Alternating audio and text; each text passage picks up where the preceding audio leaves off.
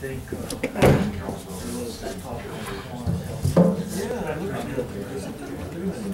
I was you're worried, Len. I need a stop chart. Need a remote control to it. I think it's turned over for you. So don't make face. You can go rolling around.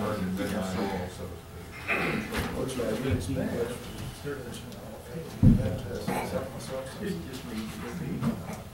Probably more valuable than I realize.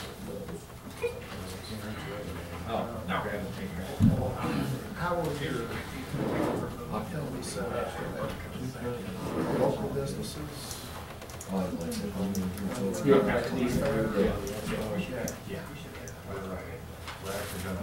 That's the big thing.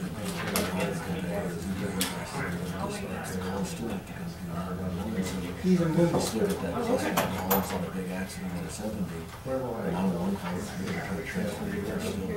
There's a queue holding it just as we're trying to do all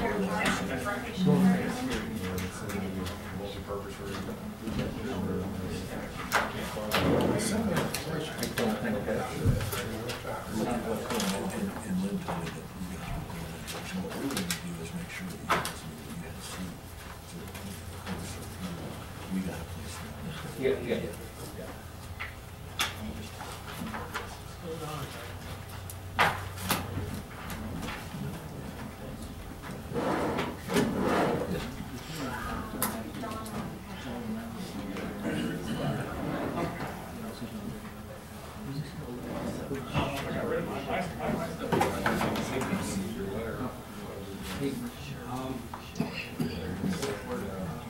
You may bring it up some way.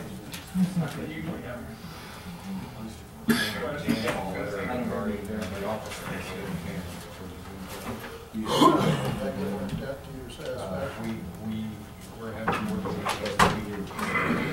He thinks. He's got Robert 5 here. We appreciate that. We'd like to see you have that. I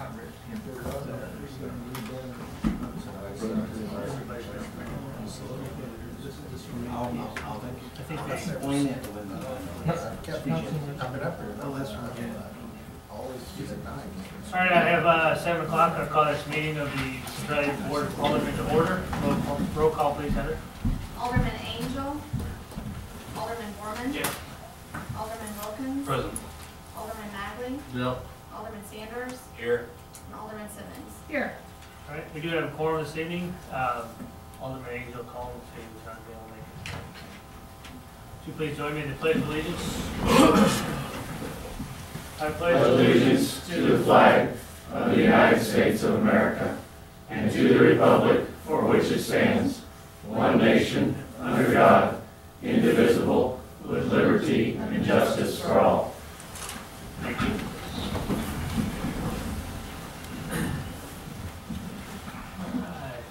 Everyone have a chance to go over the consent agenda in your packet?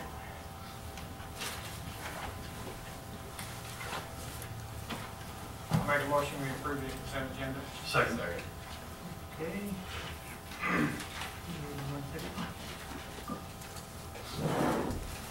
We have a motion and a second to approve the consent agenda. All those in favor say aye. Aye. Opposed?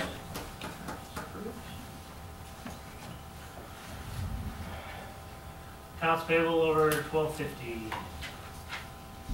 Discussion? I'll make a motion we approve the accounts payable in the amount of $391,387.90. Second. 390. I have a motion and a second to approve the accounts payable over $1,250 for the amount of $391,387.90. All those in favor say aye. Aye. Opposed? Comments from citizens? This time I'll open the floor for comments from citizens.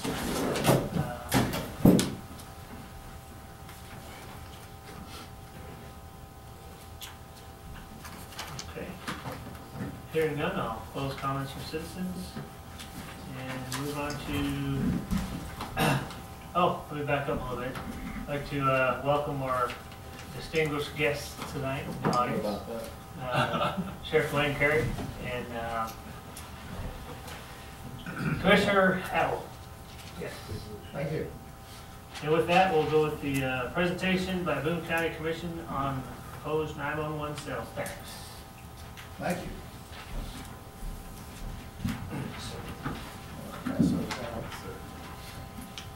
Should I use the microphone here? Please. It should be on. Mr. Mayor, Alderman, Mr. Beck, Councilor Beck, Mr. Barron, so it's a pleasure to be here. As you know, we have at the County Commission submitted a proposal for the ballot, to be on the ballot on April 2nd, which is a proposal that calls for a 3/8 sales tax.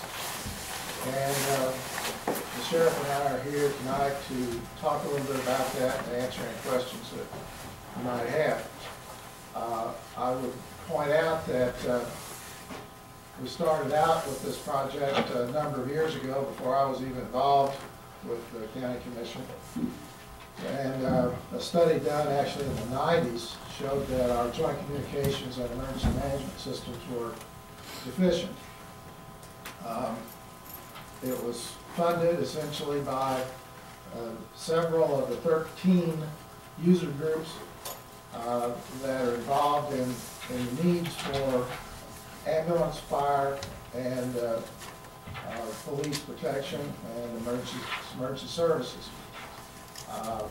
Over the course of time, you might know also that in 1970, this all began in 1977, but in 1970, the population of Boone County was about 80,000.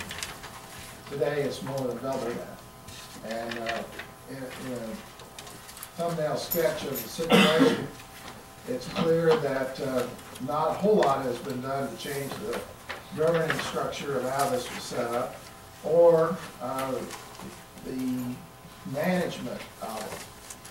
Also, we've learned through many studies that have been done, particularly one in 1993, I think, that the hardware and software that are used in the system are out of date. They haven't kept pace with modern technology changes. The facility is no longer large enough to handle the number of people that are needed to perform the services, and there are not enough personnel involved in the answering of phones to service the needs of the county. Over time, the arrangement sort of evolved so that the city of Columbia, which was the largest contributor to the operation, had much more invested and therefore much more authority in how it was handled and managed. Because of the need for an analysis of this, we appointed what we call the Blue Ribbon Commission, of which one of the distinguished members was Mr. Barron, who attended a series of meetings last November, December, and came out with a 136-page report identifying the problems I just mentioned, the lack of facilities to accommodate the needs of the system, the lack of hardware and software, and the lack of adequate personnel. And there are a lot of issues involved in this, and when we get down the road a little further, I'll be happy to answer your questions. But we need this, in my opinion, in the county because the quality of life is really at stake in this kind of instance. And the quality of life meaning that your life may be at stake when you need that ambulance for a medical condition, or you need that fire equipment for a fire, or you need police protection. Now, we know that you have a little different arrangement with your police dispatching. I guess the fire and ambulance is also handled that way. Is that right, Lynn? It's sort of a hybrid system. We have dispatchers, but all the 911 calls go first to dispatch and then are forwarded. Relayed here. Right. And you do the dispatching for your needs here? Yes. Okay. But we don't, for some medical calls and for the Boone County Fire Protection District, when we run joint operations, they're probably dispatched out of Columbia. It's a little more complicated here than in some other areas because of that, and it's evolved that way and may need to stay that way. I mean, we're hoping to work this out for the advantage of all the citizens of Boone County and to solve the problems that any user groups have in connection with doing their jobs. So a lot of effort has been put into this so far, and this is kind of a one-shot opportunity to generate the funds necessary for a new facility, which will be located, according to present plans, behind the sheriff's current facility, and would involve a hardened site. In other words, it would withstand a tornado. We know what happened in Joplin, and we don't want that to be a possibility here. They lost their communications in that process, and that was one of their biggest problems initially. So the sheriff will talk more about that. But we have passed out a little bit of a fact sheet, a lot more facts on there than you may want to see. But that's a 136-page report, boiled down to 2 pages, essentially. Thank you. Mr. Behrens, who sat on that committee, will probably answer some of the questions you may have better than I can. But if there's anything I can do to help you and your need to understand this, I'm open for questions.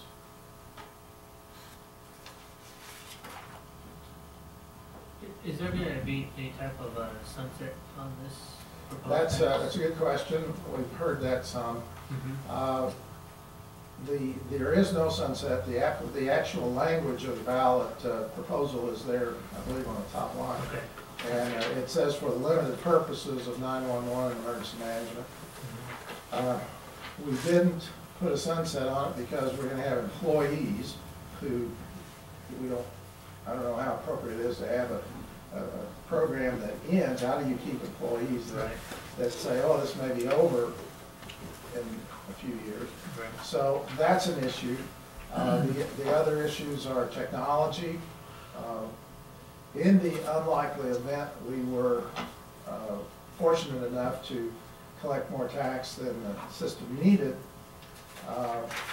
we could make other arrangements by ending the tax. The county commission can end the tax. The county commission cannot reduce the tax, but it can be submitted to the voters for a reduction. So there are ways to deal with actually what would amount to good fortune. And one way that could happen is that the legislature could pass a law that places a tax on cell phones. And all other states in the nation have such a law. Missouri is very unique in not having it, and it was voted down twice by the voters of the state. But the legislature has always taken a position that should be submitted to the voters. I think they could enact it on their own if they had a stroke of real ingenuity and interest in doing something that would help. I mean, all counties have these problems. Aldermen County has a dedicated person for emergency management. And this is another aspect of this that is very important. When you have a catastrophe, either man-made or natural disaster, you need someone who knows how to manage the circumstances. And there can be a variety of things. It could be a tornado, it could be a chemical spill, it could be some kind of explosion you didn't expect. I remember a number of years ago you had a gas line explosion out here that probably didn't rise to the level of need for an emergency manager, but I remember when that happened. It made a lot of noise and a lot of fire. Yeah. And but we need an emergency manager. That role has been filled for many years by the person who is also the director of joint communications. And right now it's being filled by Scott Olson, who is the chief of police for the Boone County Fire Protection District. Not chief of police, fire chief for the Boone County Fire Protection District. It's been a rather long day, so. Okay. But emergency management is a realm all of its own. It involves coordination with SEMA, State Emergency Management, and FEMA, Federal Emergency Management. And in order to be postured to get repaid by FEMA, you have to have a lot of plans in place that are ready to kick into gear. And right now, we're probably not in the best position on that. By law, your emergency manager is your presiding commissioner. So if that doesn't scare you to death, I don't know what would. I can tell you if we have a tornado to get under your desk, but that's about as far as I can take. But if that's okay with you, or do you have any other questions, Don? Well, just a helpful hint, Dwayne has already spoken to Kiwanis up here, but Lynn would be your contact to, maybe get into Rotary. as It's he's already the only scheduled. one. Okay. I believe I think so. Commissioner Thompson will be here on the 6th of March for Rotary. Okay. We do these in partnership sometimes. The sheriff can explain a lot more of the detail, and I think he's still here. Commissioner, Yes. before you sit down, wasn't there originally some sort of federal revenue stream to take care of this? All I know is that Springfield, Missouri received several $1 million worth of grants from the federal government. And that was the result of applications and support by Senator, who's our Republican senator? Schaefer? No. Blunt? Oh, you, Our United States senator. I just saw What's it. her name? Bond, no, Blunt. Blunt. Excuse me, Blunt. Senator Blunt was supportive of Springfield's efforts to obtain federal grant money. And we're going to ask him to do that for us. If we can't do it until we have a ordinance passed that allows us to go forward. But as soon as that happens, we'll be asking for federal grant money to assist with this, which could relieve some of the problems associated with the funding. Now, a lot of the money that Springfield got was during the time of the federal efforts to help local communities come out of the recession. And I think that's pretty much over with. But I don't know of any ongoing stream of funding for this. Thank you, But sir. if you do, I'd be happy to explore it. Our esteemed sheriff. James, the emergency management has always had a small portion of federal money, and the thing with Springfield is it's the backup EOC for that region because it's kind of in Tornado Alley. As you mentioned in Joplin, when Joplin went down, Springfield picked back up, and so for the southwest part of Missouri, that is the backup. Not only so it's not only Springfield, but it's the backup state EOC for a big event anywhere outside of Springfield in that southwest region. If that helps. Yes, it does. Thank you, sir. It's a Taj Mahal. It's like 53,000 square feet. It's a really nice building. And then also on the Sunset, one of the things I talked about on the radio this morning, there's technology out there that we're going to be using 10 years from now that we don't even know what that technology is today. Karen Taylor, if anybody knows her from Columbia, she works at Boone County National Bank, and she is over their call center, and it's outside of Boone County. But one of the things that she has told us, this texting technology that is coming into different call centers, we're not doing it in joint communications yet, but it takes 3 times the amount of time to text versus talking to someone on a 911 call. So as that technology comes, more people are going to be needed, and so that's kind of some of the problem that you have. The first year with the sales tax, 17% of that has to be held in reserve. And that's kind of the big plan for down the road, is to make sure that we have a reserve fund set aside for this future technology, the additional people, because there's no going back to anybody. I mean, no one's going to have any money to pay for it. And so that's kind of the reason. Right now, we're roughly around $3 million for joint communications. When you're talking about a minimum of 20 people is what we say. The equipment right now, and I'm totally honest with you, we are on eBay searching for used equipment because we have a console down. The equipment is that obsolete that you can't find new pieces. You have to look for used parts. in a class 1 county of 165, that's just unacceptable. That's the bottom line. And normally when I do starting off my presentation, if your cable's out, you can wait 4 or 5 minutes for somebody to talk to you. But if your kid's got a medical emergency and you call 911, you expect to talk to somebody when you call the number. You don't expect to wait 4 or 5 minutes. Right now we're averaging about 130 calls a month that are taking longer than 60 seconds. Unacceptable.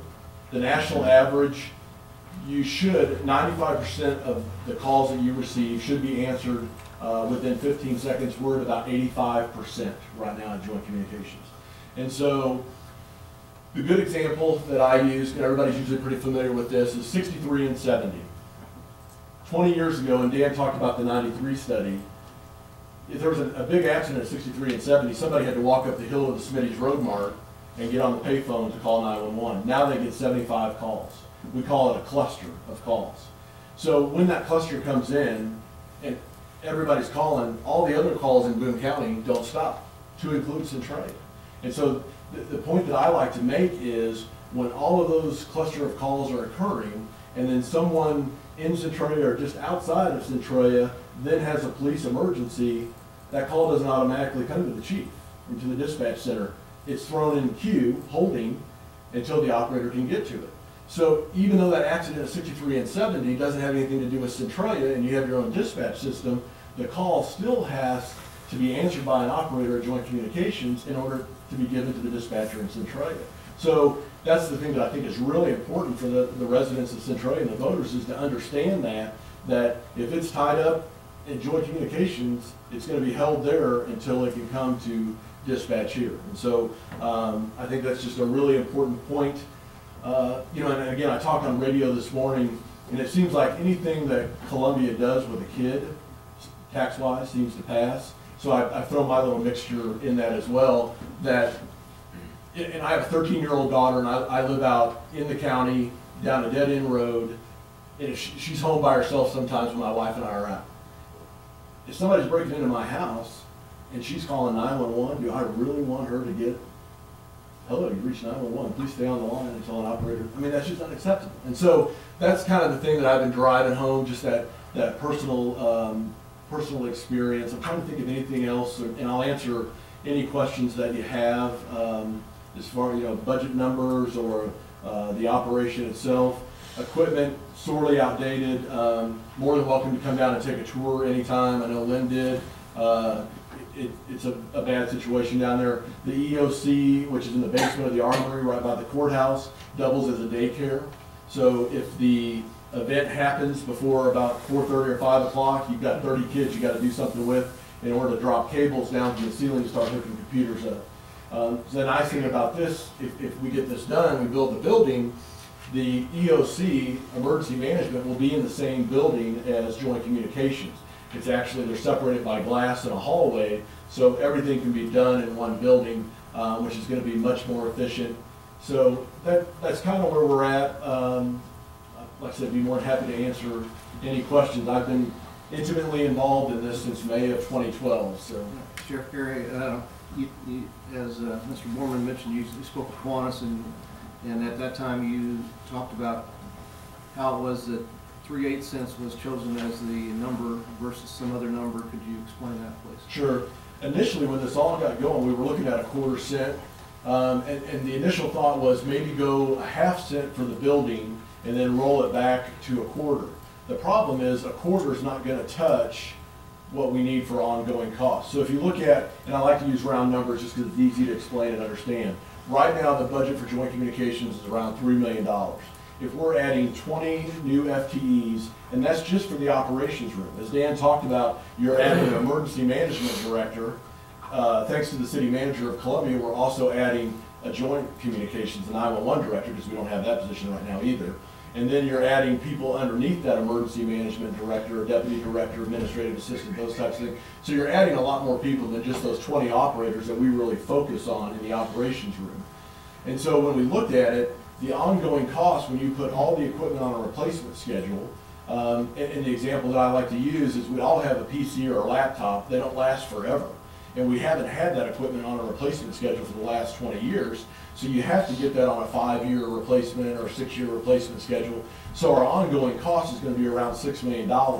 Quarter doesn't generate that much. And then when you have the debt service that you're going to have to pay back, plus money that you're going to be putting in reserve, you know, again, for that future technology or the addition of people 5, 8, 10 years down the road, the quarter is not going to cover it. And so that's why we had to go to 3/8.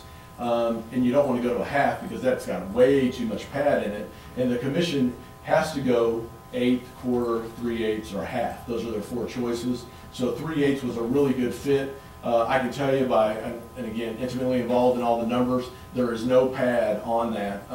In fact, a gentleman named R.D. Porter, who used to be the state 911 director, who also sat on the Blue Ribbon panel, kind of checked all of our numbers on the number of people that we needed and the price and all that. And in the Blue Ribbon panel said, hey, I checked you out and you're good.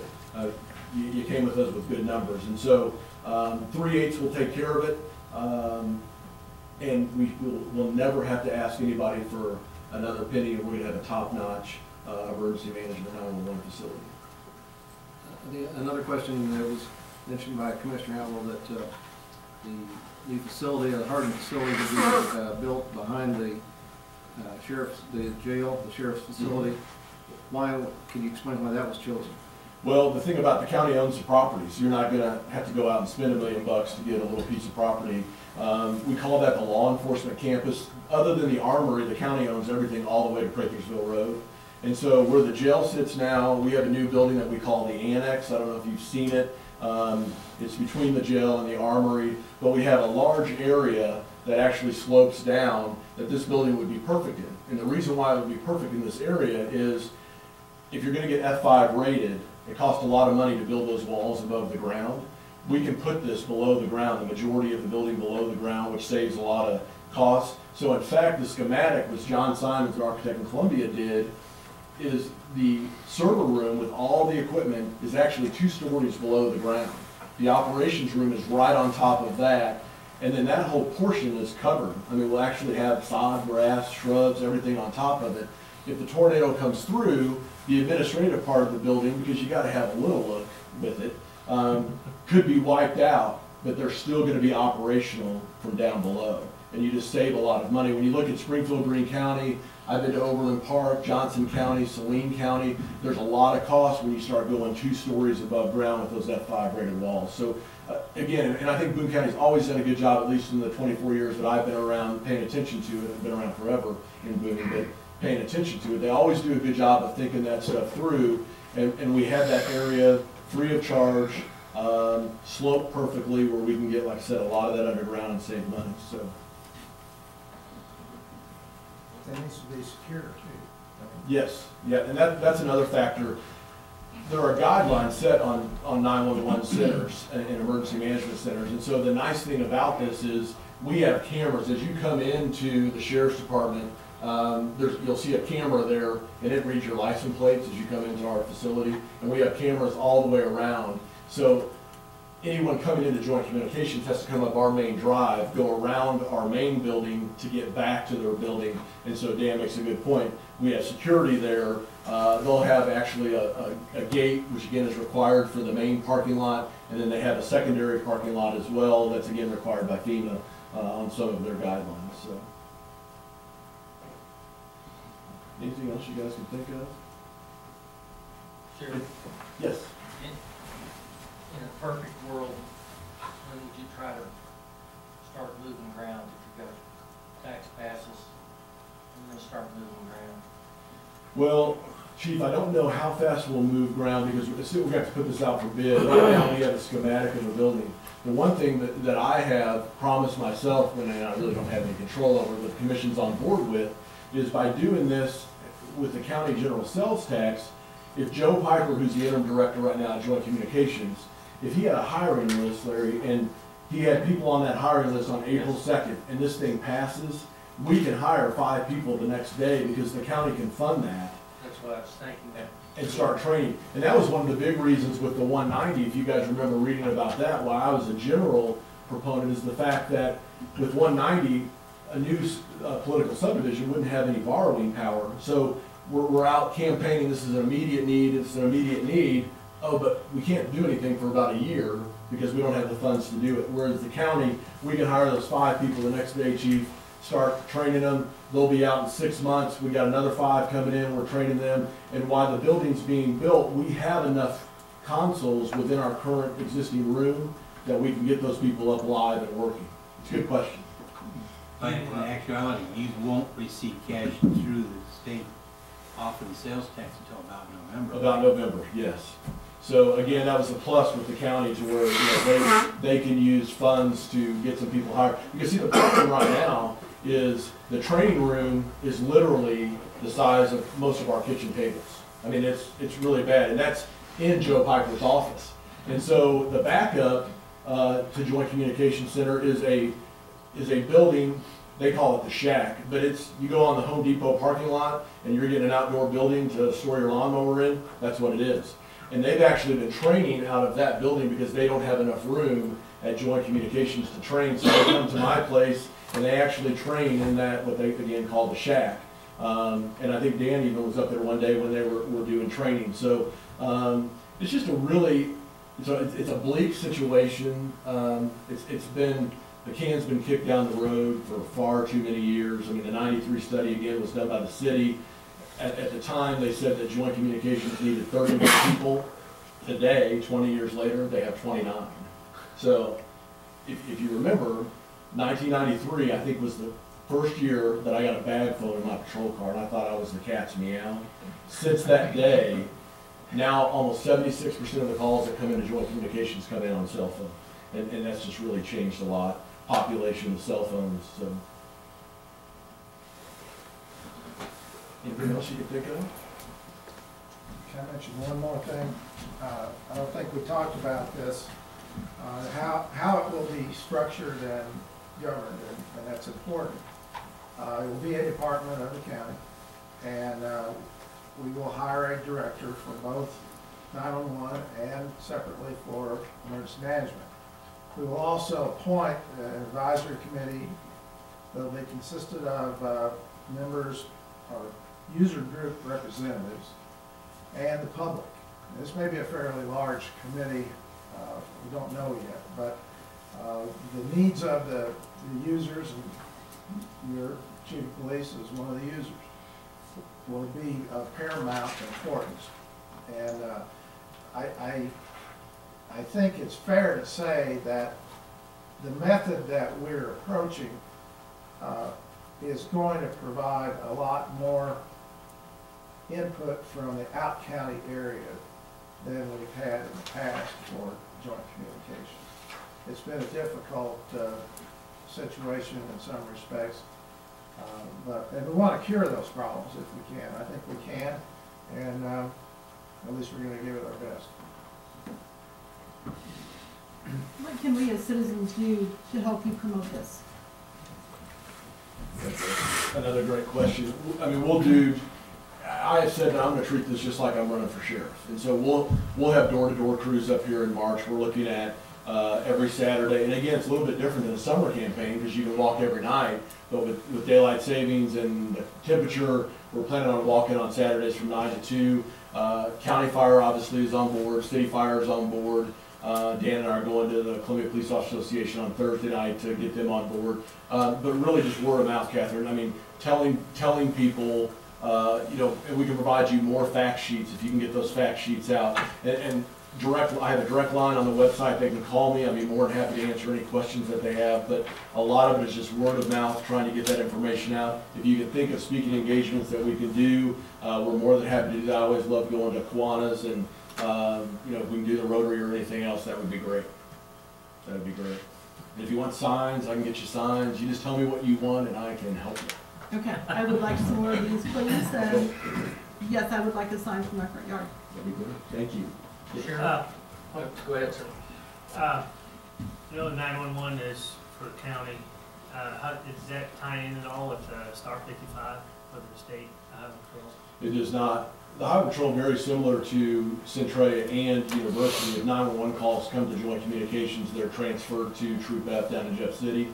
Okay. So the Star 55 is not part of this at all. So Because in the big thing that I like to, and it's a good question, and it turns light bulbs on inside my head. But you also have to think about like all the non-emergency calls. And so Joint Communications operates with one call taker, and that's for the 911 and for the non-emergency.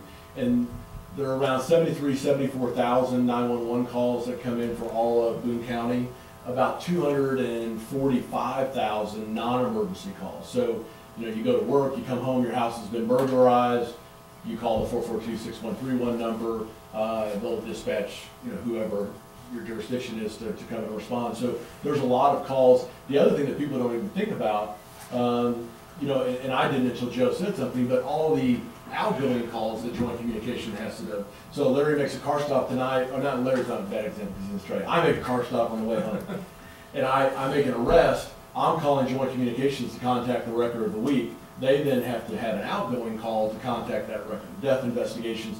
So they have like 70, 80,000 calls that they're making going out of the facility as well. So it's a really complex issue. I mean, it's been a lot of work for me since May, but it's been a lot of fun just because you're learning stuff that you didn't know. And probably I should have known as a sheriff, but it's good stuff. But again, I can't stress how much this is needed. I know, and I'm one that doesn't like taxes either, and I've said this isn't a City of Columbia park tax. Dan was on radio Sunday morning, a guy called in and said he simply wasn't going to vote for it because it was a tax, another tax. Well, again, it's not a park tax. This is the integral part of the wheel to public safety. If we can't get the 911 call, we can't get you help. It reminds me, if you guys ever saw the movie Jerry Maguire, when he's saying, help me, help you, it's, you know, help us, help you, the citizen. And so that's kind of the way that I look at it. Here, I've got one other question. Is this going to affect at all our dispatch center here in Centralia? No, only if you wanted to. That's something that Lynn and I talked about early on. The big thing that we wanted to offer the town of Centralia, if heaven forbid the event came through Centralia, that we would always have a seat at the table in Joint Communications in the new building, and that we could pick up dispatching from there. But no, anything that the city of Centralia wants, I mean, as far as the dispatch stuff goes, we're more than happy to help with. So. Thank you. Anything else? Sure, have given any thought to, this might be peanuts and popcorn, and if it is, so be it. Sheriff, Chapter 57 has the ultimate authority of making sure that warrants are entered properly in that respective county. That is the sole responsibility of the sheriff to cause that to happen. You have folks right now that are incorporated into your office to enter these warrants at night. Do you see that as a function that, it would seem to me that that would go to Joint Communications to enter those at some point? You see that office, you see that going from sheriff's office over to Joint in a perfect world or not? No. Or would you keep that in your? What we want to do are those people that are Mules Terminal certified Yes. with the Highway Patrol, Yes. we want those people to enter their own warrants. So if it's the town of Sturgeon, who's not a Mules Terminal town, then the sheriff's department could do that, or Yes. you know, something like that. But the problem that we've had is the city of Columbia, over all of these years that they've had control, have dumped more and more stuff onto Joint Communications. So the main objection, taking calls and dispatching those calls, not entering mules for the Columbia Police Department, not monitoring their bait car, not monitoring the electric money. So what we want to do ultimately, when we get set up with this, is get them back to call taking and dispatching and get all this other extra stuff off of their head. So for the smaller towns, the sheriff's department will always take care of those municipalities in our jurisdiction. Do you think this would bring us up to the 95% or more? Yes. 15-second calls. I think it would, I'm not going to say positively yet, I think it's going to get close, because I don't know, and I've always said a minimum of 20, because those people that aren't in the 24/7 world, you know, one operator is 5 bodies, and that's why we say 20. So we're talking about adding only 4 call takers right out of the chute. And so it's going to help a great deal. The thing that's going to be nice, and we have this technology in place, but because they're so overtasked, when that cluster of calls, back to my 63 and 70 accident, that cluster of calls, if you could designate one call taker to watch in the queue, then you could see that call that happened south of Centralia and pick it out of the cluster because you know they're not calling about the accident at 63 and 70. So that technology's there and it's only going to improve and get better.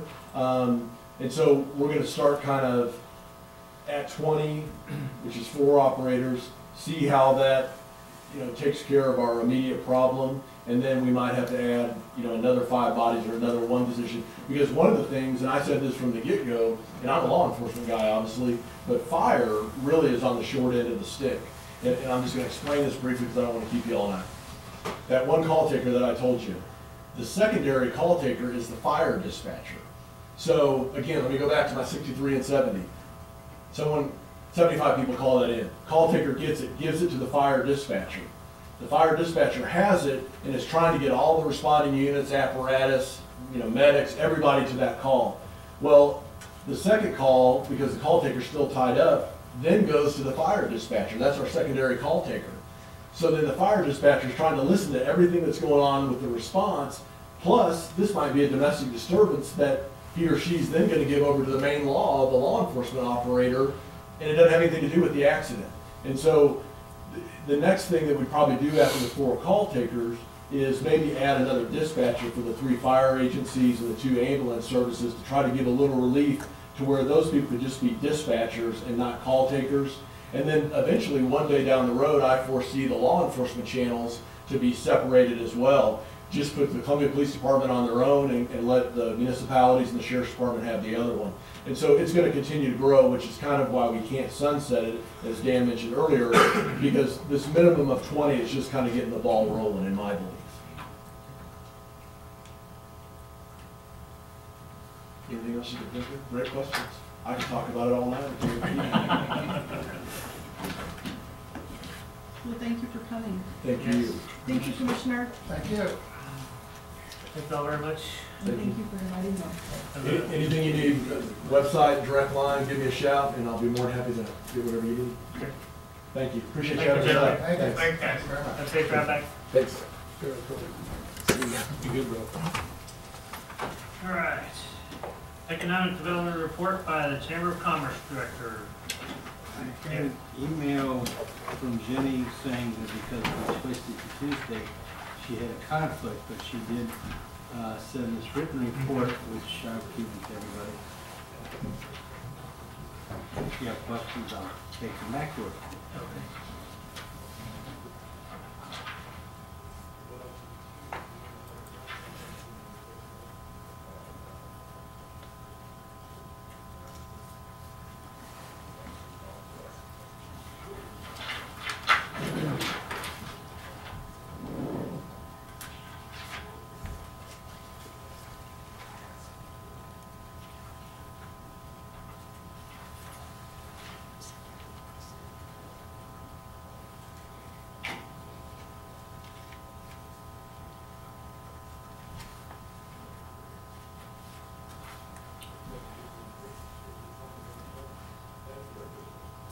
You know who all is on the Purchase with Purpose committee? No, I don't. Bear in mind now. You know who all is on that committee? Lori Myers is the Crady co-chair, along with So Jason? Jason, Gary Dollins, and Jeff Grimes. Okay. And on the chamber side, I'm not exactly sure. I know they met, Lori and Jenny met Friday, and that's where a lot of this mistake was coming from as far as what came out of that meeting. But I'm not exactly sure who's on the chamber side. Okay, thank you.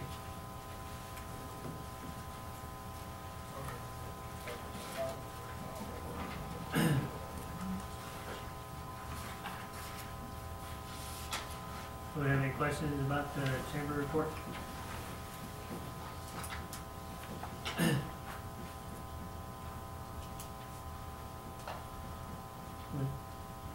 This is very serious. Could I ask you to do a report for Grady? Okay. Would you feel comfortable giving a report for Grady since you're here? I can. I hadn't really Okay. Sorry, I'm gonna put you on the spot. I know that they're planning on a job fair business expo.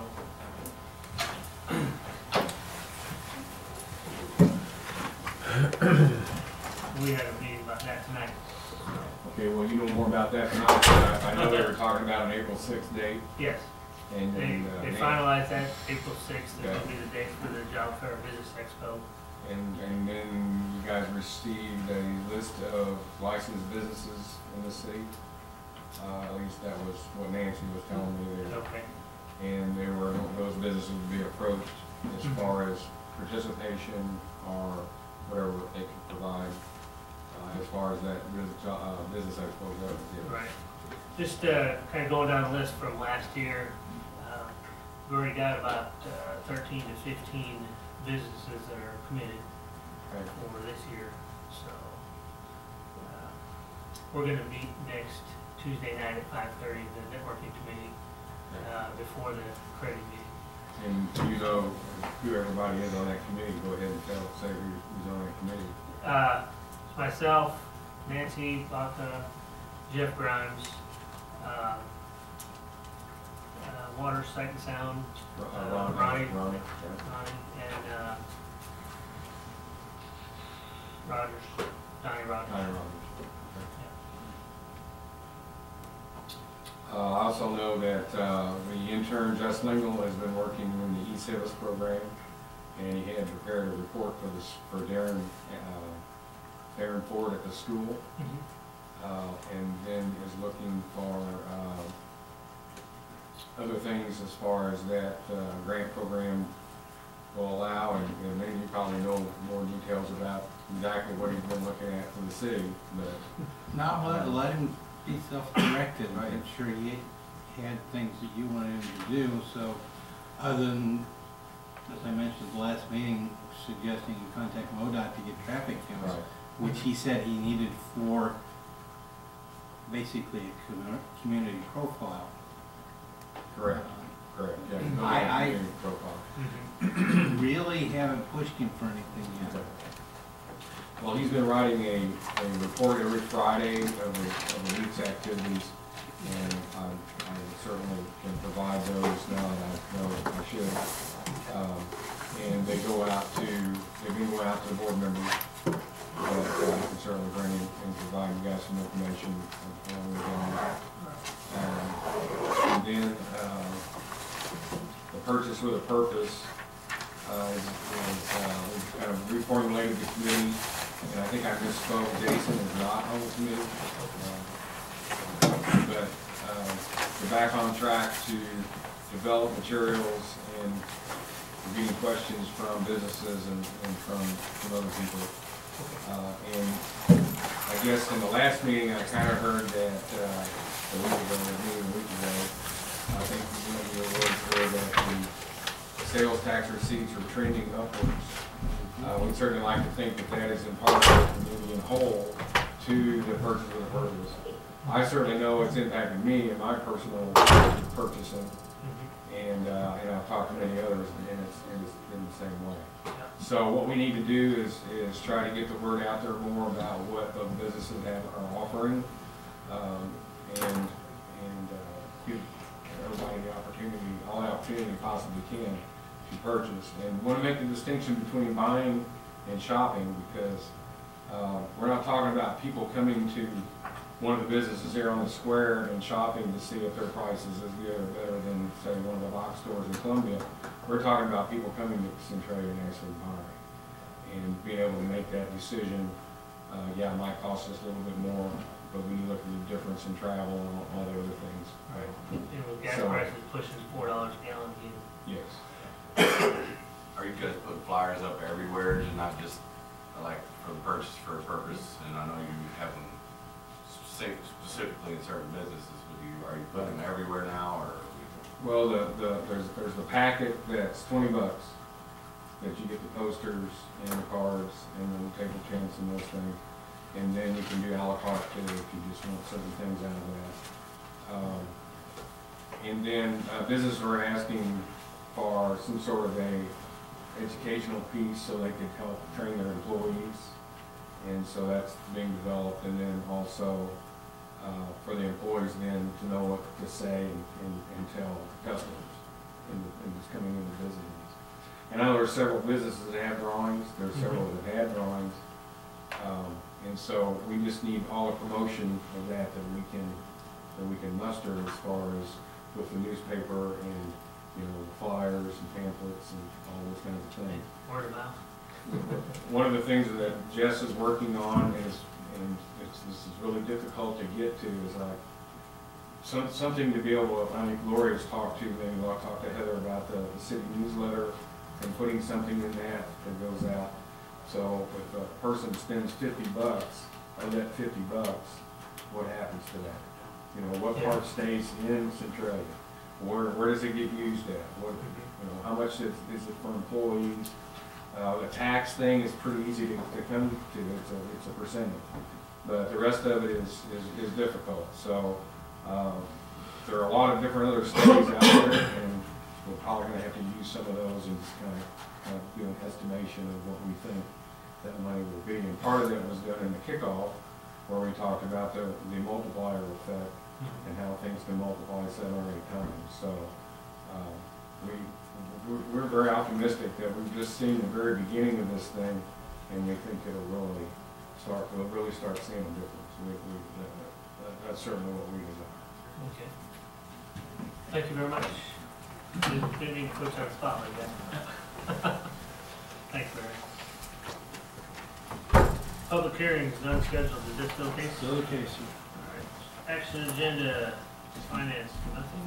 Nothing. Commercial license, nothing. Nothing. Legal, something. Authorizing agreement with Centralia R6 School District for a school resource officer. This ordinance requires 2 readings. Any further discussion?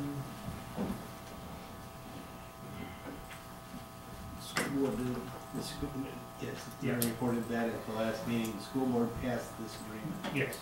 And that included the mechanism for repayment of training expenses. Right. So Alderman Wilkins, would you introduce this one, please? Sure, bill number, please. 2646. 2646. I move that bill number 2646 be given its first read by title only. Second. I have a motion and a second that bill number 2646 be given its first reading by title only. All those in favor say aye. Aye. Opposed? Continue, please. An ordinance authorizing and directing the mayor and city clerk of the city of Centralia, Missouri to execute an agreement with the Centralia R6 School District concerning employment of a school resource officer and related matters. I move that bill number 2646 be given its second read by title only. Second.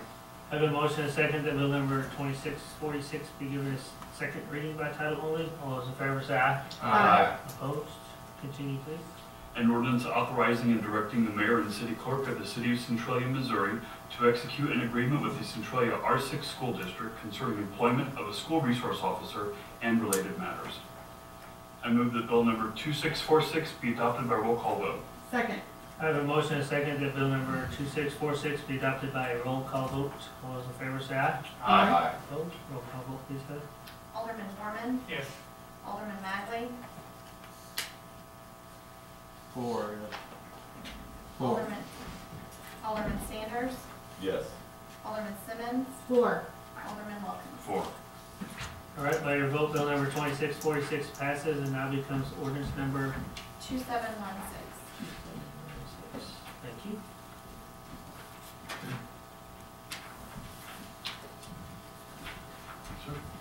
Okay.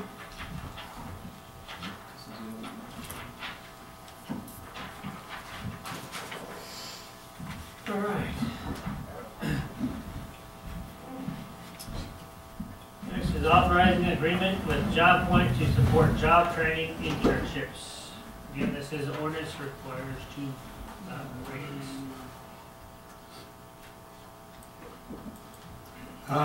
Just like our last one. We had an agreement with Job Point, and I signed it because it had a duration of less than a year and didn't require us to expend any monies out of the budget. They had been talking to Phil and then me about a multi-year contract, And that's why I had this ordinance prepared so the mayor could sign it, because it would be a multi-year. They have since changed their mind and are going to go back to a one-year contract similar to the one I just passed out, which is the language that's been used in the past.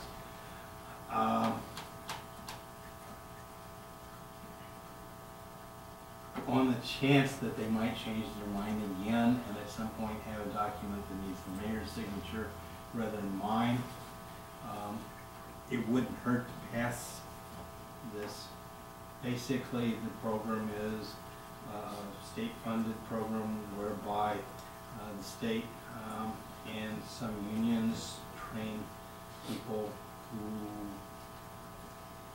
are a little bit harder to employ in various aspects of heavy construction, street construction, coming to work on time, some of the basics too, but they've been available to us for both the Miles Street Ditch project plus a lot of sidewalk construction and some striping, and they're not there all the time. There are cycles, training cycles they go through, and so we get a new class about every other month that's available for some time. With one exception, I don't think we've ever had a bad person sent up here, so we're very happy with them and want to continue their use. We have a lot of sidewalk out there for the coming year. Yeah. So if you don't mind going ahead and passing this, I would recommend it.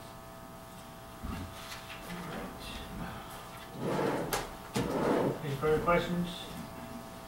Alderman Simmons, would you introduce this one, please? Yes, sir. Thank you. Bill number, please.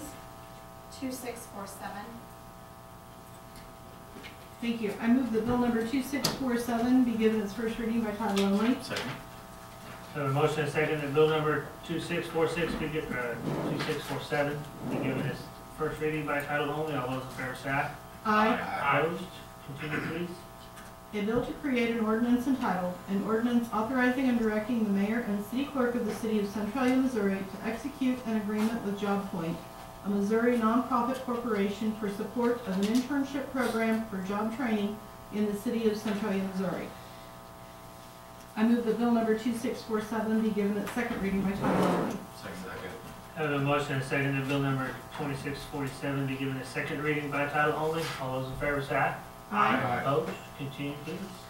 An ordinance authorizing and directing the mayor and city clerk of the city of Centralia, Missouri to execute an agreement with JobPoint, a Missouri nonprofit corporation for support of an internship program for job training in the city of Centralia, Missouri. I move that bill number 2647 be adopted by roll call vote. Second. I have a motion and a second that bill number 2647 be adopted by a roll call vote. All those in favor say aye. Aye. Opposed? Continue, please, or roll call vote, please. Alderman Magley. Yes. Alderman Sanders. 4. Alderman Simmons. 4. Alderman Wilkins. 4. Alderman Borman. Yes. All right, by our vote, bill number 2647 passes and now becomes ordinance number 2717.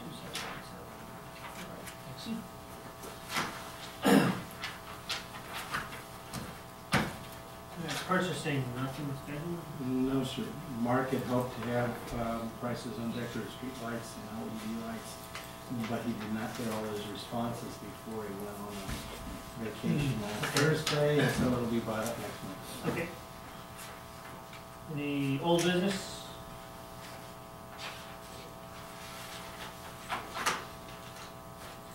Anybody? Old business? New business? I don't have any appointments tonight.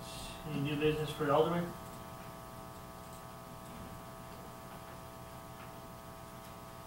Lynn? No, sir. All right. Yes. Sure.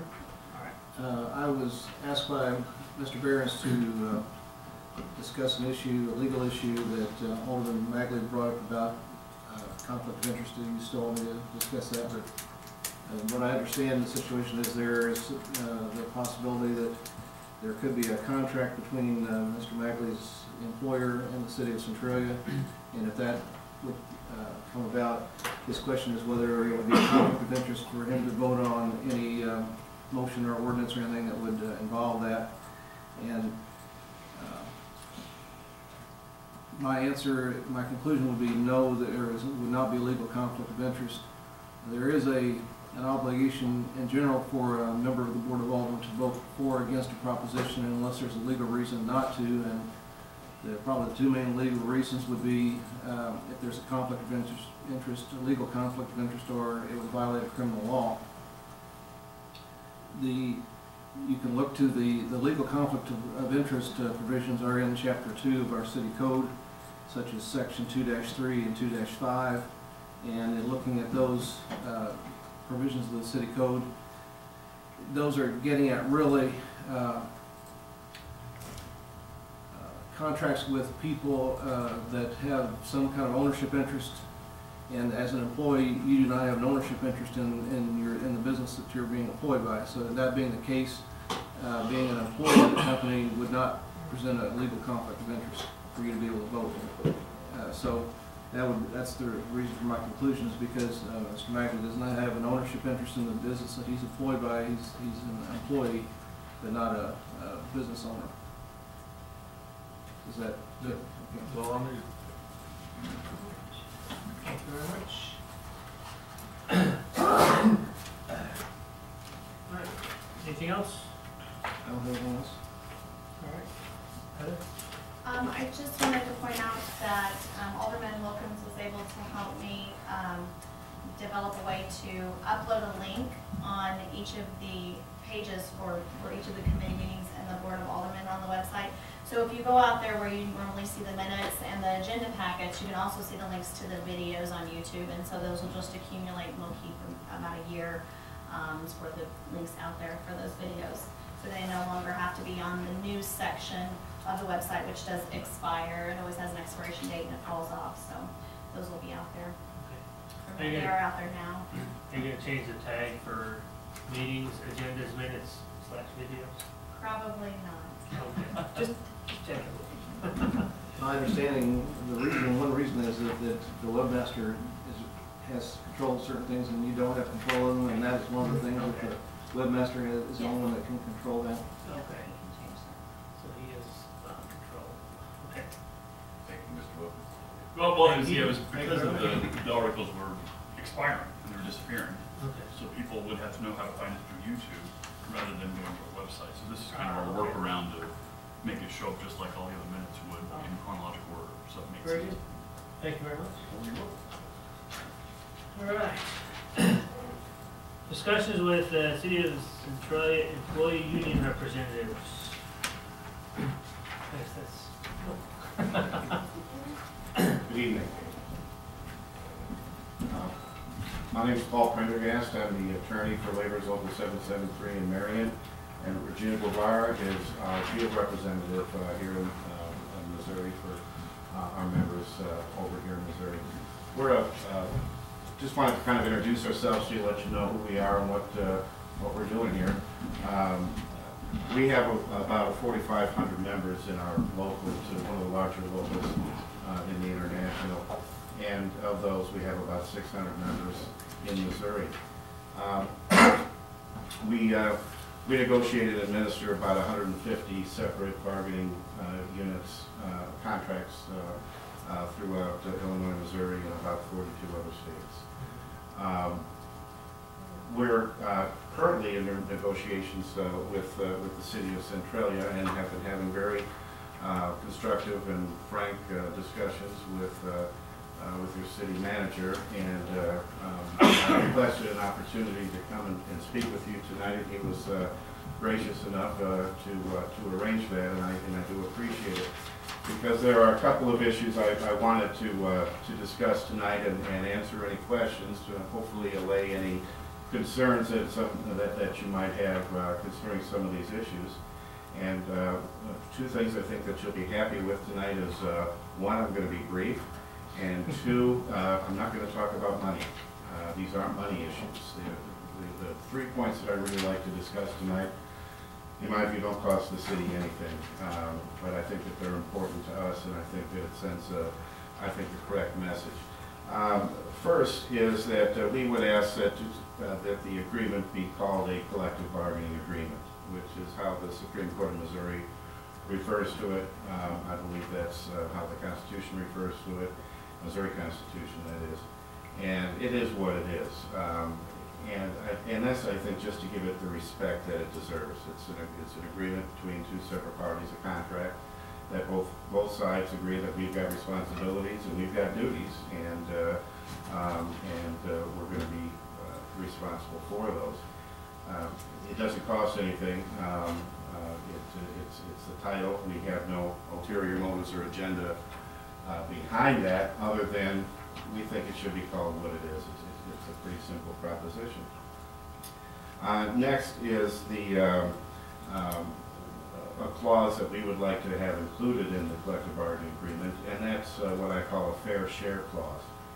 And what that means is that anyone who is in the bargaining unit has to at least pay their fair share of what it costs to administer and maintain that unit. Currently we have, I think there's only at this time one individual who is not a dues paying member who could be. It's not a matter of we want to get that last person in there. It's a matter of we think that it's just in fundamental fairness that these other employees have been paying union dues to support Regina and myself to be able to come in and negotiate agreement with the city. If heaven forbid there were a grievance that had to be filed and go to arbitration, we would be responsible for doing that. And that expense would be ours, and those can cost thousands of dollars. And our view is that everyone should have to pay their fair share of what it costs in order to get that. The wages and benefits that they all enjoy are what has been negotiated by us with the city, and those are extended to union and non-union members alike. But again, we believe that fair share is really an important phrase, because everyone should have to pay for the benefits that they get. If someone had moved into the city and said, well, I want water, I want fire protection, police protection, but I'm not going to pay any taxes, you'd say, hey, wait a minute, you're going to get the benefits of all these things, you ought to have to pay the cost of it. And that's really all we're asking here. And again, there's no cost associated to the city for this. And finally, and the last one, this is maybe, I think, the most difficult for a city council or any governing body to want to agree to. But I think it's really, if you look at it, it's really in the best interest. And that's what it's called, impasse arbitration. It's what happens when we're negotiating and then we can't come to agreement. What are the rules? What happens after that? And what we're suggesting is that it go to an impartial third-party arbitrator who would look at what the city's proposal is, look what our proposal is, and say, all right, this is the most reasonable proposal. They can't split, they can't cut the baby in half. They can't say, well, the city's offering 50 cents and the union's asking for $1, so we'll give them 75. It has to be which of the two is the most reasonable. And I mention that because that is really the benefit of it, and that's why I think it's effective for both sides, because it forces both sides to be reasonable. One side can't come in and say, well, I'm just going to come up here and we're going to be really, really high so that we can force a better middle, a higher middle. And it also, it means you've got to take action, otherwise you're going to let a third party come in and decide the fate. I can tell you in 4.5 years as the attorney for Local 773, I have yet not to get a contract. I have not gone to interest arbitration in 4.5 years. We always negotiate a contract. And that's because I think reasonable minds do prevail. And it takes an agreement by both sides in order to get a contract. And that's what we've been able to do. And so I want to just make that point to you so that it may allay some concerns that some of you might have that it's giving away some power, or that we're going to be running amok and asking for all sorts of things that we really shouldn't ought to get.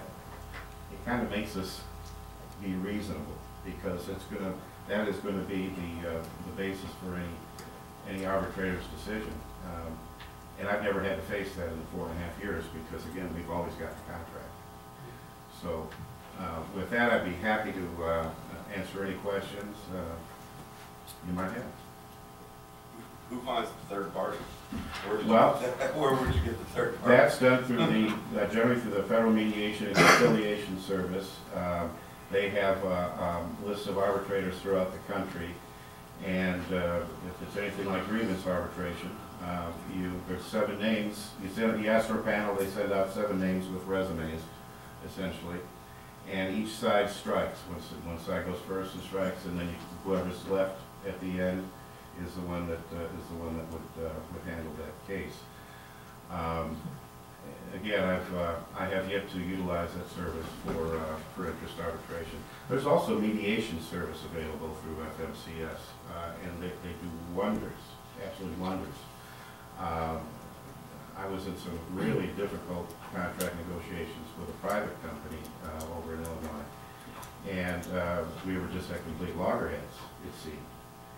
And a mediator came in from FMCS, and she got an agreement done. And I didn't think it could sell it to our members, but it did by a 3-to-1 margin. So they can really do good work, and they're available, and they come in and they do that for free. So that is also an alternative. If the city would, for instance, did not feel comfortable jumping in right away and say, well, yes, we're going to do this, we could agree to mediation. It's non-binding. In order for there to be any agreement to flow out of it, both sides have to say yes. If one side says no, they can't force it down anybody's throat. You've done what we could, and that's as far as it would go. But it gives us somewhere to go, just in case, and that's what I like about it. It's a very good tool, and again, it does force people to be reasonable. So you're saying that the union would be all right with the mediation clause versus an arbitration clause? Right now, yeah, because right now we have none, yes, absolutely. And unlike what you were saying before about what the Missouri courts have said regarding calling, instead of a memorandum of understanding, a collective bargaining agreement, you're acknowledging that there is no constitutional or state law requirement to require arbitration. Well, there is none. No, this is something that has to be negotiated between the parties, which is why we're bringing it out to you. No, there is no requirement. It's a way to settle a dispute or potential dispute. What you're requesting but cannot require regarding an arbitration clause, who would pay for the arbitrator in the case you're talking about, and if you had the clause that you wanted? And normally we see it's split 50-50. If by agreement it can be done, loser pays all. It can be done 50-50. It can be done basically any way that the parties agree. I think the fairest way is that each party bear their own costs. If it were loser pay all, it's a chilling effect because, that's an awful lot of money. And if you think you have a good cause but you don't want to spend $20,000 or $10,000, it's difficult. Which again, I think helps force people to be reasonable. If that cost is shared, then both sides have skin in the game. Both sides have reason to come to the table and to get a negotiation. And as I said, we've always gotten a contract. So, you're saying so the cost of an arbitrator can be around $20,000? Oh, that would be if you have your attorney fees and if you use outside counsel. If the arbitration, interest arbitration may take 2 or 3 days. The grievance arbitrations I've done have never taken longer than 1 day. Generally, the costs range from $5,000 to $10,000 on those. Some arbitrators bill $2,000 a day, some bill $600, and that's part of the information that they provide you when they send out their information. But again, in order to get there, you have to be at impasse. You have to be at a point where it doesn't look like there's any possible way that you can get an agreement. So this is how we're going to handle that situation. So So if either party just said, I don't like what the other is proposing, so I'm not going to agree, if you got what you wanted, you would have an arbitration clause that would be a binding arbitration. Whatever the arbitrator decided would be binding on each party. Is that what you're saying? That's correct, but again, I think you're indicating that one side could force a hand unreasonably, and that's where I think the problem. Well, and you maybe not, but I want to address that because I don't think that is likely or that is reasonable because you're taking a chance. You don't know who this arbitrator is going to be. Neither side does. You don't know who you're going to get, and you take a guess when you look at you look at this person's resume, curriculum vitae, and see who they've worked for, what they've done. Look at some cases they've decided to get an idea where they might come down on this one. So that's a lot of gambling if you're just going to say, well, I think we can force them to pay us $1 extra an hour, even though we know they don't have money for more than 20 cents an hour. But we'll find an arbitrator that's going to say that. You just can't shop arbitrators like that, and I don't think that. Again, they go with what's reasonable. Is an arbitrator? Do you think that there's a danger that an arbitrator is going to find that proposal to be more reasonable than what the city is proposing? And I find that I found in my dealings with the city manager that the positions it's taken has been reasonable. I don't always agree with them, but I find that they've been reasonable. I understand them and I can appreciate them. The problems come in is when you have high expectations or on either side. We're going to, the city would say, well, we're going to get rid of this. We're going to get rid of 3 holidays. Or we're saying we want to get retiree health care coverage. And in this economy, are either of those reasonable? The holidays, is that something that you reasonably think someone's going to say when they look around at the other public bodies and the days that they give? That's really what you have to look at. And again, when people are reasonable, and I think if you look at the proposal that was made by the union, I think that you see that it's a reasonable proposal. We don't have pie in the sky aspirations. Although you might think that the interest arbitration is pie in the sky, I think it's something really to work for. I think that it's something that will benefit both parties, and will avoid more trouble than it will cause. Because the incentive is to settle. The incentive is to get an agreement.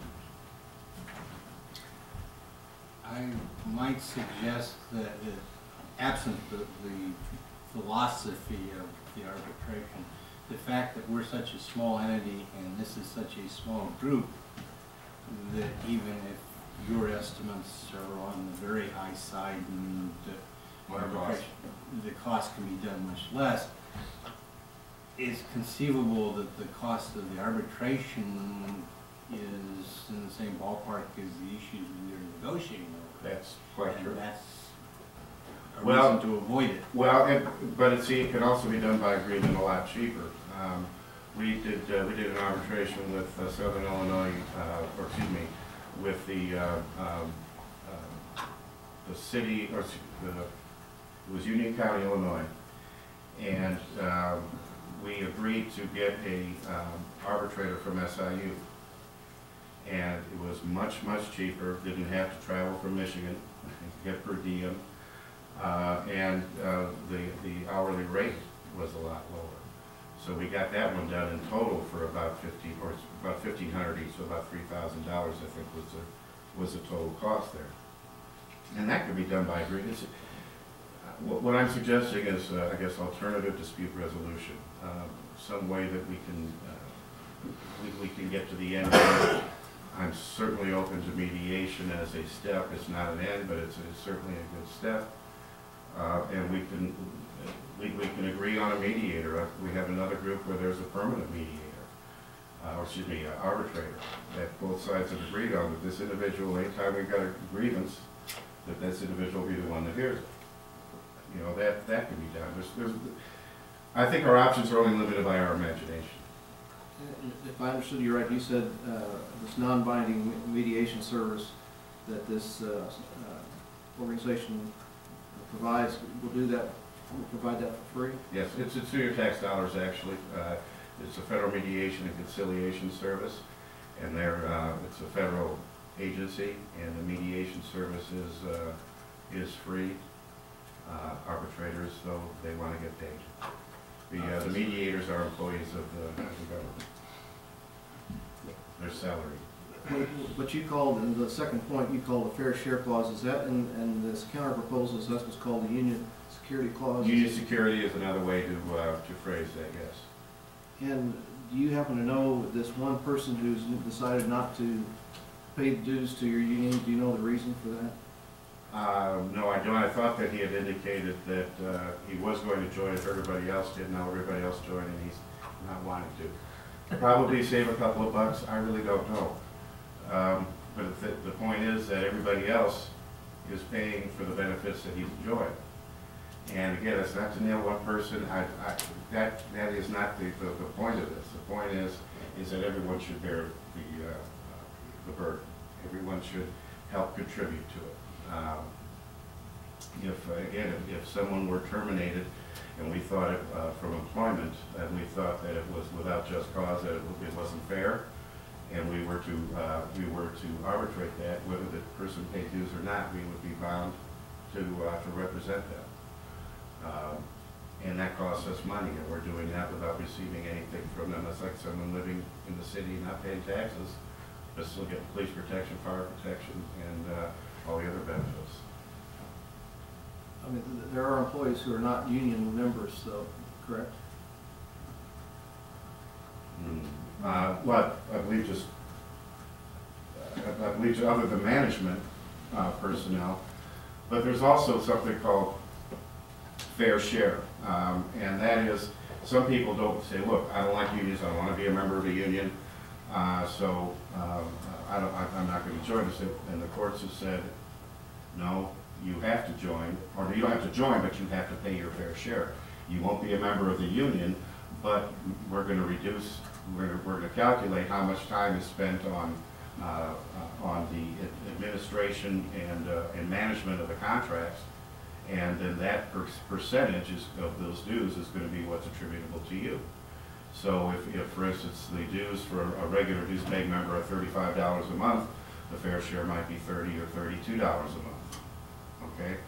So it's a lower fee that they pay. They don't have union membership. They can't vote on the contract. They can't go to union meetings, but they get all the benefits. They get all the other benefits. They get representation should they become, should they have a grievable issue that would arise.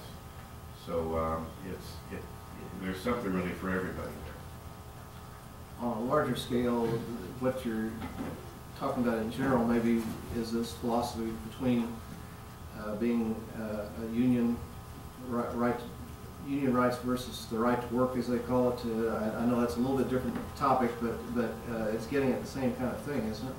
Well, no, not really, because the fair share is for what they've got now. It's what we have negotiated for them. It's what we have been able to get over the years for the employees. They've gotten the benefits of that, and they should have to pay for it. Right to work is I would call it right to work for less. That's a completely different issue. I think it's better to keep wages up so that people can have the money to go out and spend, to generate the tax dollars to put into the coffers, as opposed to cutting back on wages where that people don't have the money to spend, and then factories close and businesses close because people are not spending their money. Different philosophies here, okay? But I think everyone, I would hope, would agree that, look, if you're getting a benefit, if you're going to live in the city limits, and if you're going to get fire protection, if you get police protection, by golly, you ought to pay taxes. If you're going to be a member of this unit, and you're going to get the benefits of that, and you're going to get representation, by golly, you ought to have to pay for that. It's, in my view, it's pretty plain. I think there are probably two members that are, two employees that are. I could be wrong. I know it's a very small number. It's one or two. we received a directive from one of your current members to drop from the union. But haven't there been not too long ago periods of time where perhaps fewer than 50% of the potential bargaining unit belong to the union? That I'm not aware of. That may be the case. But again, the benefits that have been achieved through many years of negotiations and having an office here and having it staffed and being able to negotiate the contracts for these members, everyone should have to pay their fair share for what is taken to get there. And if there were no union to argue that, if there were no union here, then who was going to say that, well, you shouldn't have fired John because, you know, it wasn't fair. John didn't do anything wrong. Why did you fire him? So we have a personnel code. Well, I understand, but the city attorney's duty goes to the city, not to John. Okay, and our duty goes to the member, and to look out for the member's interest. And if we're not here, I'm not suggesting any of you are bad people, have ill will or anything towards the employees. But if there isn't anybody else there, things can happen. If there's nobody watching over, things can happen. And that hasn't been the case here, and that's been very good. And that's one reason I'm here asking for these things, is because this is seen as a good employer. We think these are reasonable proposals that you would understand and appreciate.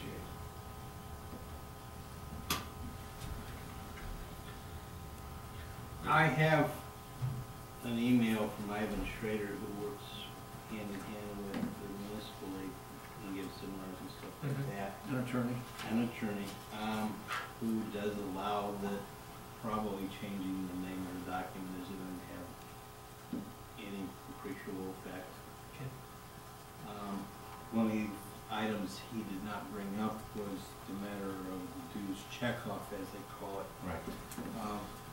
Our current memorandum has a section called dues checkoff, and it was explained to me that, well, it says monthly and or as agreed upon, you had requested it be changed to say bi-weekly. We in fact do bi-weekly. We split it up, and probably changing that language would just acknowledge current practice. And which is I think a good thing to do. I have tried to hone down my points that I wanted to discuss with you, and that wasn't at the top of my list. But that I agree with what you said. But that's an administrative thing. Coupling it with the fair share is a whole different ballgame, and that's something the council would. Well, not with the change, not with the change to the dues language. The change would come in with the adding the fair share language, again, we just think it's fair. And it's not against this one or two individuals, because I don't know who they are, and that's not the point at all. New employees coming in should have to pay for the benefit of what they've gotten. I mean, they would come in knowing, yes, you're going to be a union member, and it's going to cost you this much. And that's because you get representation, it's because you've got someone in negotiating your contract, and the other benefits that go along with it. So I think it's just the fair and equitable way to deal with it, because otherwise, you've got people getting a free ride and enjoying all the benefits without having to pay any of the costs. Can I ask, do you know what the regular monthly dues? The dues for the units here? $25. $25 a month. Okay. Thank you. I think the fair share amount would probably be about 23. It's very close. So it's basically you pull out the whatever political stuff we do, which I'm sure is very little, and I think that's about it. Maybe administrative costs, but It's what it costs us to manage this. I'm asking because I don't know. Sure. And I know that several people in this economy would have a hard time coming up with the extra $25 a month. So I'm kind of looking out for the employees. Well, I understand that $25 is $25.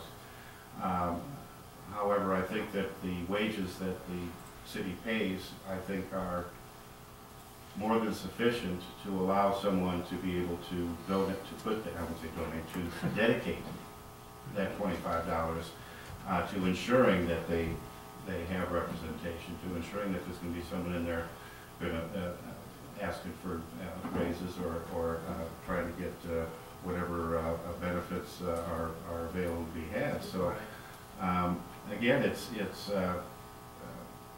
just paying their way, fair share. But my question to that is, you know, I don't know every one of our employees' financial situation. Right. You know, they might have some medical problems with a family member that they need that $25 for medication or something.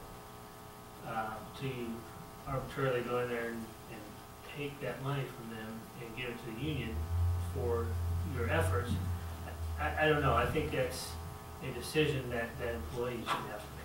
I can appreciate that position. That's one that I've heard, and it's it is a concern. But you have to, if you flip it over again to the other side and say, you know, what would that person necessarily have if we weren't here? And again, not to say that you take everything away, right. but really, I think that it's a necessary cost of doing business for them, and new employees would know coming in. This is part of the deal. You know, it's just like what I have to contribute for health insurance. You know, they have to contribute. You know, those are things, and those costs are usually a lot more than $25. Right. I know that after the first year, everybody across the board took a hit with having to contribute more to FICA. Right. And you know, it's just the state of our economy is struggling. Which has made our job a lot more difficult, and so we go in now. Whereas when the times were good, you think, well, you get a 5 or an 8% raise. Now, if you get 2 or 3%, you feel really good. Mm-hmm. It's just a matter of being aware of what the times are, and again being reasonable, understanding what the economy is, understanding what money is there or what money is not there, and knowing your members and what they really need. And sometimes there's other ways to do things in negotiations. Mm-hmm. There are other alternatives sometimes that we as a union could bring up that you as managers might not think of. Right. So we're very helpful to have around, actually.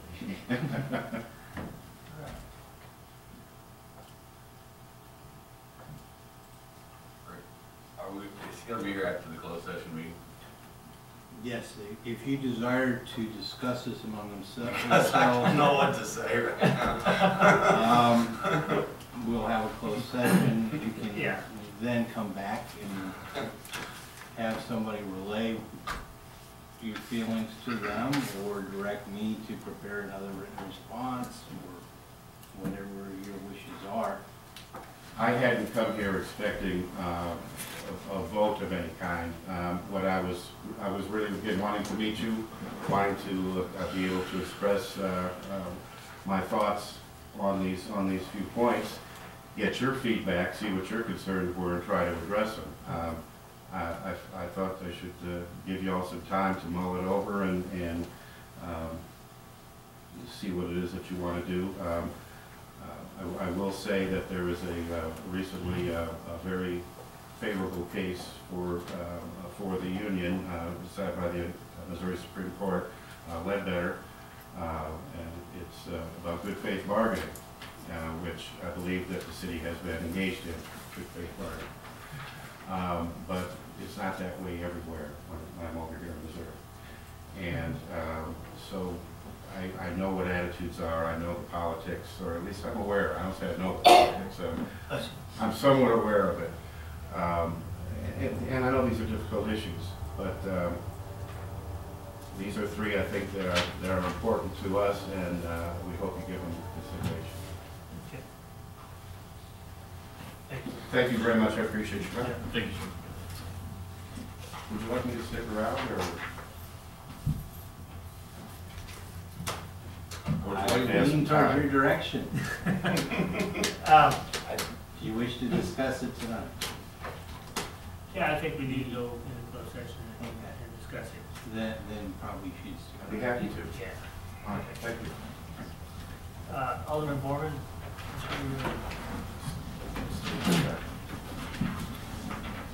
Thank you. Read this long-winded thing. Yes, please. I move that the Board of Aldermen of the City of Centralia, Missouri, hold a closed session meeting and a closed vote tonight, and specific reason for closing the meeting and having a closed vote is preparation, including any discussion or product on behalf of the City of Centralia or its representatives for negotiations with an employee group as provided under Section 610.021, 9 of the revised statutes of Missouri. I ask that this motion be adopted by roll call vote. Second. I have a motion and a second that we go into closed session. All those in favor say aye. Aye. Opposed? Roll call vote, please, Heather. Alderman Foreman. Yes. Alderman Magley. Yes. Alderman Sanders. 4. Alderman Simmons. Yes. Alderman Wilcox. 4. All right, we're on closed session. If we return to my office. How long do you think you'll be, give or take? Not more than 3 or 4 hours. No, it won't take that long, I don't think. Half hour? Hopefully no more than a half an hour. Hopefully no more than 30 minutes. Okay. So if you're like a mall employee and you're gonna get in trouble, you get a refund? Downloading speed. So you can watch some of the Florida Missouri games? The television's on in my office if you want to check in on the score. You gonna turn that thing off and take like That's what I'm doing. Discuss our plan. Plausible deniability, Chief. well, you know, I never been real big on that.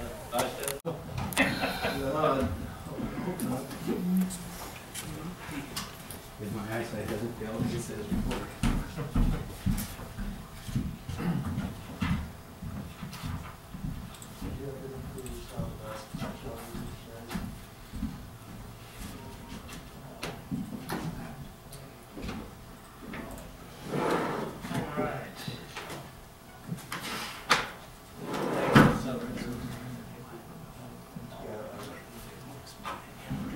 Centralia's districts is down there, Sturgeon. All right, thank you for waiting. I'm happy to. Okay. He just went to the bathroom quick, so. You go ahead if you want. I have a little bit of direction for a counter proposal, but several important items will be delayed until our other alderman is available to be part of the discussion. And you may expect at least partial written response in the next day or two. Okay. There were a couple of points that Regina made to me, clarification on a couple of things. One is, I think there was a question as far as the bargaining unit or who the fair share agreement would pertain to, and it would only be for the public works. It wouldn't affect the police or any of the others. It's only the group that we deal with, so we're not citywide. Correct. As far as the wages and the one individual that is not a member, I don't want to get the identifier or anything, but it is, I believe, the person who makes the most in that particular unit that is not a member. And the other, and as far as withdrawing from from the dues authorization, they can only do that once a year, and I believe it's in December. So they that document binds them until I think it is December. Is that correct? December. Is there anything else I forgot? Anyway, again, thank you very much for your time and your attention and your very good questions. Well, thank you very much. I'm glad you were able to come tonight instead of tomorrow. Yeah. Yeah. Yeah, it's one of my. Well, I'm gonna be here for the storm, so I'm not gonna be in Florida and, Sorry. negotiations there. Oh. Well, thanks again. You have a great evening. Thank you. Good night, y'all. Thanks again. Good night. Did, do we want to recess this meeting until the public works meeting tonight? And have a closed session at the start of that? and- You can have a closed session as part of the public works without having a regular board meeting. Okay. It just means I gotta take the minutes instead of Heather. Okay. It's up to the board, I don't care. Your choice. It doesn't matter. Doesn't matter. All right, we'll just do it as part of the public works. Thank you.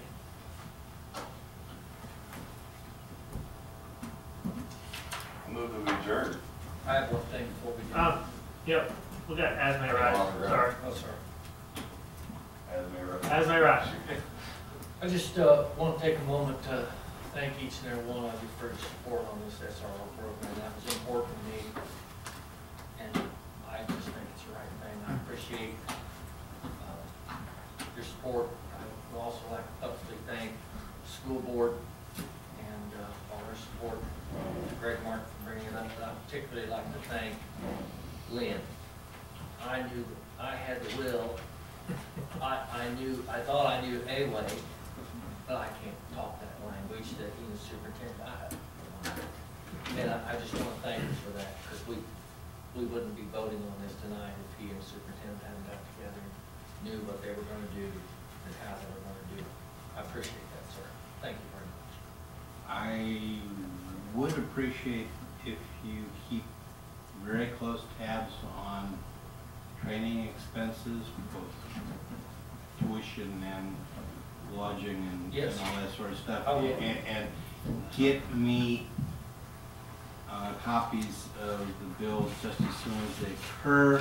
Sometimes they'll be mixed in with other stuff and I won't necessarily find them. So you need to earmark them so I know about them. I will so note those SROs so that you, that you know. Done. I have an Asmay Rice. It's a real brief one, but I hope that the community thinks it's good news. Good Shepherd Lutheran Church is opening up their lawn area again for community gardening. All right. Very good. Hopefully we won't have a drought, but. That's all we projected, so. Yeah. Yeah. Not as bad as this last year, though, they said. Bring water in cans, is that right? Well, Greeny had a 55-gallon drum that he loaded up on the back of his pickup and filled, and we were hauling buckets across the street. Tied into a roof train, wouldn't hurt. Well, I suggested we Still set it be up ready. right there on the side, Yeah, but he yeah. said, no, somebody might take it, so it's like, Steal from the church. Wow. All right. well, stranger things have been known to happen, right? Yes. All right. I would like to take a moment and congratulate a couple of our wrestlers who placed at state this past weekend. Very good. Tyler Sperling and Ethan Layton. They both placed third and sixth at state. Both fine So- young men, too. Yeah. Our congratulations to them.